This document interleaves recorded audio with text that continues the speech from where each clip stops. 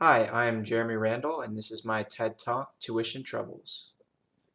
So my thesis and overall argument for my research paper was that the financial barrier to higher education has multiple causes and many significant impacts, and addressing that barrier requires substantial changes in the higher education industry, as well as a change in attitude regarding higher education routes and alternatives.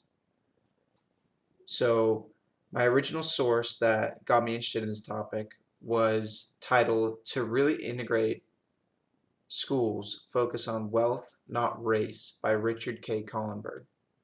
The overall argument of this source was that integration in schools on the basis of wealth is more beneficial than integration on the basis of race. What intrigued me was just simply thinking about the different socioeconomic backgrounds people come from and how that might impact something like education.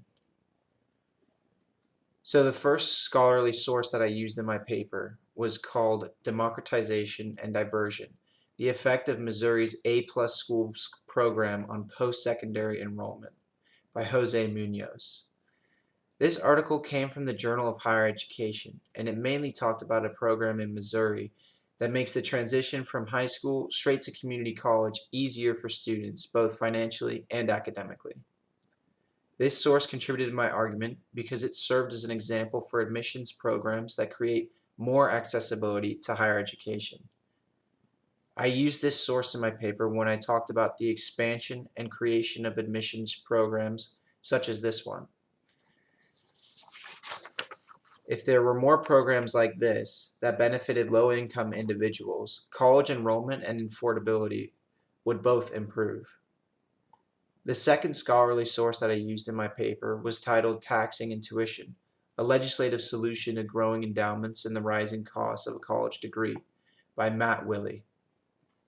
In this source from the Brigham Young University Law Review, Willey discusses some of the major facts and figures around rising tuition and its impacts on less wealthy students. Furthermore, it explains the concept of endowments and proposes possible solutions involving these funds as they are reaching multi-billion-dollar levels. This source contributed to my argument because it served as evidence for tuition cost changes over different time periods. I used this source in my paper to talk about universities potentially reinvesting some of that endowment fund into helping students pay their tuition. So what? Why does my argument matter, and why should we care? So my argument matters because I think it is important that everyone has an equal opportunity to obtain a higher education. I don't think that something like someone's socioeconomic background should be an obstacle that bars an individual from going to college or university. I also think for most people, the socioeconomic situation they are in is completely out of their control at a high school age, which is why it really shouldn't determine whether or not someone goes to college. I also think people deserve equal opportunity when it comes to college admissions and scholarships. The facts that many schools prioritize wealthier kids in their recruitment process is honestly a shame. Everyone should care because we are all going through college right now. College is super expensive, and COVID-19 forcing classes online has also shaken things up and made a lot of people question the return on investment with university.